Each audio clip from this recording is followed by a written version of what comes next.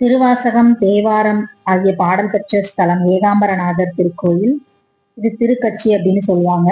சமய நூல்கள்ல, பழைய சமய நூல்கள்ல சொல்லுவாங்க திருக்கட்சி ஏகாம்பரம் என குறிப்பிட்டிருக்காங்க.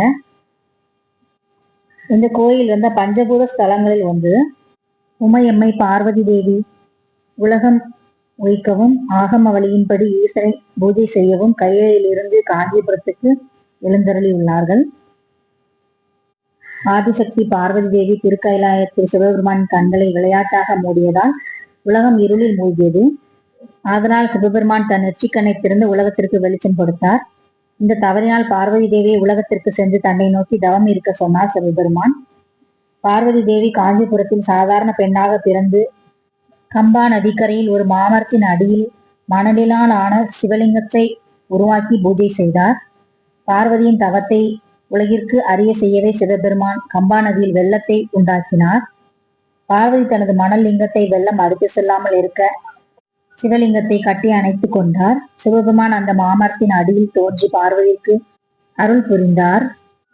அன்னை ஆதிபராசக்தி பார்வதி வழிபட்ட மணல் லிங்கம்தான் இங்கு காஞ்சி ஏகாம்பரேஸ்வரர் கோயிலில் இருக்கும் பிருத்திவிலிங்கம் என்று அழைக்கப்படுகிறது.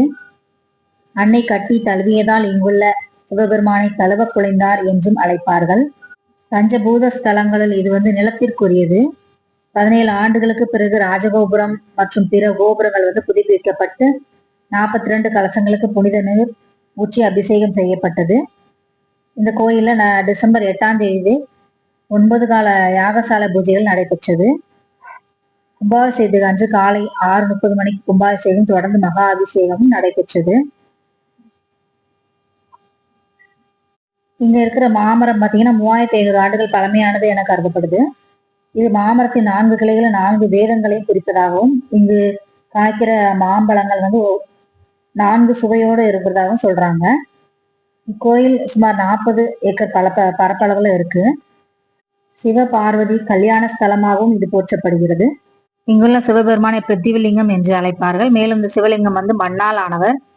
இது சுயம்பு லிங்கம் என்றும் கூறுவதுண்டு. அதனால்தான் இந்த சிவபெருமானுக்கு அபிஷேகங்கள் நடப்பது கிடையாது.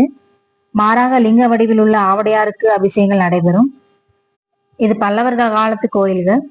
பின்னர் சோழர்களால் புனரமைக்கப்பட்டு கோயில் வளர்ச்சி அடைந்தது. அப்பர், சுந்தரர், திருநாவுக்கரசர், ஞான சம்பந்தர் ஆகிய 4வராலும் பாடல் பெற்ற ஸ்தலம். பழங்கால சமயம் சார்ந்த நூல்களில் இந்த கோயில்கள் திருக்கட்சி ஏகாம்பரம் என்றும் குறிப்பிடுகிறார்கள். இந்த கோயிலின் கிழக்கே கோபுரமானது ராஜகோபுரம் 58 மீட்டர் நீளமுடையது. இந்த கோயில் திறந்திருக்கும் நேரம் பார்த்தீங்கன்னா காலைல 7 மணில இருந்து மதியம் 12 மணி வரைக்கும் தான் இருக்கும். மாலை 4 மணில இருந்து 8 மணி வரைக்கும் இருக்குது. பல்லவர்கள் காலம் தொட்டே நாயக்கர் காலம் வரை பல்வேறு மன்னர்களும் திருப்பணிகள் செய்திருக்கிறார்கள். அதற்கு ஆதாரங்களும் இங்கு உள்ளன. இக்கோயில் தெற்கு வாயில் காணப்படும் பெரிய ராஜகோபுரம் விஜயநகர அரசரான கிருஷ்ணதேவராயரால் கட்டப்பட்டது. இதன் காலம் 1509 என கல்வெட்டுகளில் அறிய முடிகிறது. மாமரத்தை தலவிருட்சமாக கொண்டுள்ளதால் ஏகாம்பரம் என்று பெயர் பெற்றது. ஆமரம் அப்படிங்கிறது மாமரம், ஏகாம்பரம் என்று குறிப்பிடுகிறார்கள். உமையம்மை இங்கு இறைவனிடம் கேட்ட ஆகம விதிமுறையின்படி வழிபட்ட விரும்பி இத்தலத்தில் இறைவனை பூஜை செய்தார். மூலவர் அம்பாள் வழிபட்டு பிரதிஷ்டை செய்து மணலிங்கமாகும். கண் பார்வையை இழந்த சுந்தரர் இத்தலத்திற்கு காமகோட்டம் பணிந்து பின்னர் திருவேகாம்பம் அடைந்து இறையருளால் இடக்கண் பார்வையை பெற்ற அற்புத ஸ்தலம். பிரம்மா, திருமால், ருத்ரர் பூஜிஸ்த லிங்கங்கள் முறையே வெள்ளக்கம்பம், கள்ளக்கம்பம், நல்லக்கம்பம் என்று போற்றப்படுகின்றன. சக்தி பீடமாகிய காமகோடி பீடம் உள்ள ஸ்தலம். கிபி 3ஆம் நூற்றாண்டு முதல் 9ஆம் நூற்றாண்டு வரை ஆட்சி செய்த பல்லவர்களுக்கு தலைநகராக விளங்கியது. இந்த கோயிலுடைய புராணமாகிய காஞ்சி புராணம் மாதவ சிவஞான சுவாமிகளால் இயற்றப்பட்டது. இந்த கோயிலுள்ள சிவபெருமான சோமஸ்கந்த வடிவில் காட்சி தருகிறார். கந்த புராணம் தோன்றிய பெருமையுடைய ஸ்தலம். இங்க இருக்கக்கூடிய பெருமாள் நீலத்துண்ட பெருமாள் சன்னதி திருமங்கையாழ்வாரால் பாடல் பெற்ற மங்களாசாசனம் செய்யப்பட்ட திருத்தலம் இங்கு உள்ளது. இத்திருக்கோயிலில் பங்குனி பெருவிழா மிக சிறப்பாக 14 நாட்கள் நடைபெறும்.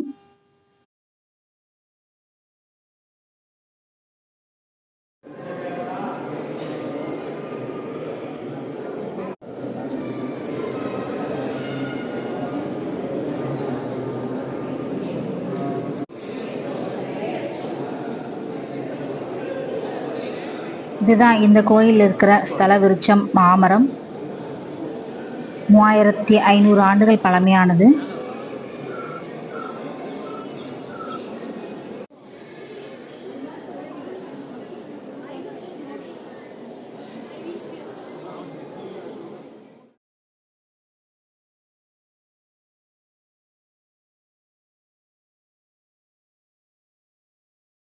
பெரிய புராணம் போன்ற புராண இலக்கியங்களும் இத்தலம் குறித்து பாடல் பெற்றுள்ளது. கோவில் மூலவரை தரிசிச்சுட்டு வெளியில அப்படி சுத்தி வந்தீங்கன்னா 108 திவ்ய தேசங்கள்ல ஒன்றான நிலாத்திங்கள் துண்ட பெருமாள் சந்நிதி அமைந்துள்ளது. இத்தல விநாயகர் விகடச்சக்கர விநாயகர் என்று திருநாமத்துடனும், முருகன் மாவடி கந்தர் என்ற திருநாமத்துடனும் அழைக்கிறாங்க. இங்குள்ள ராஜகோபுரம் 9 நிலைகளை கொண்டது.